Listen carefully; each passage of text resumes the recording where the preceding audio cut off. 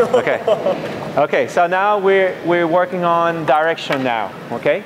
So what will determine the direction of the ball? So the ball could go to the left, right forward, like in front, and to the right side, like this.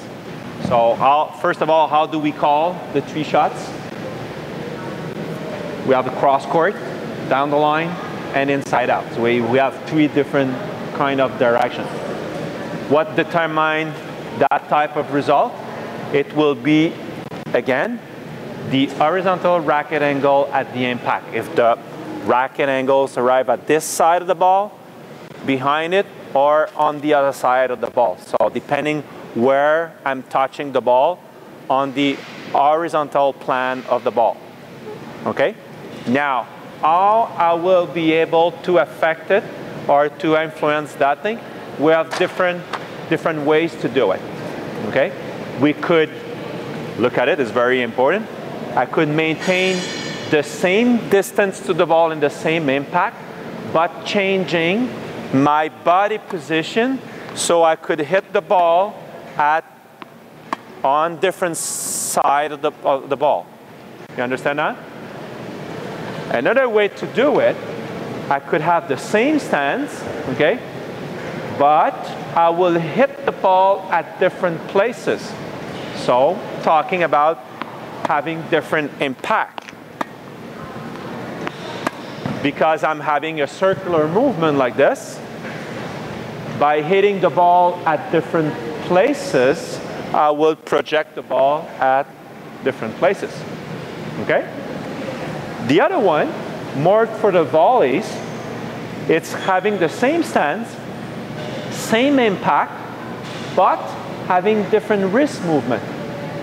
So hitting like with an angle like this, like I'm hitting on the other side of the ball, like this, or hitting like that, or hitting like this. By having different wrist movement, I could project the ball at different directions. Okay? Now, a hitting zone. What's a hitting zone for you? What's the definition of a hitting zone? Where you should make contact? Pardon me? Is it the area where you should make contact? It's a part of the answer. That part is there. It's talking of area of something. It's the area where you're successful most of the time. It's increasing your chance to send the ball somewhere by having a long hitting zone. So if you're hitting the ball at different places, you could project the ball at the same places.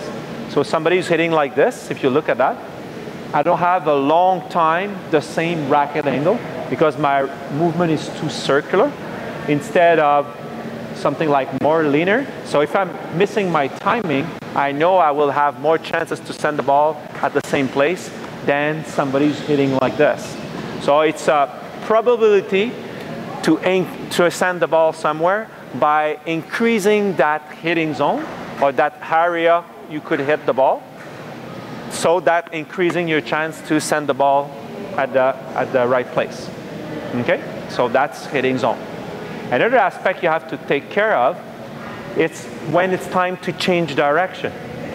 Okay? So if you're receiving a cross court and you want to hit the ball down the line, is it possible by receiving that ball, it will not be necessarily obvious to send the ball straight forward? Because the ball's coming up with an incidence like this, the high probability that the ball will go in the same direction but on the other side. So that's why changing the direction on the cross court, you have to take care of that.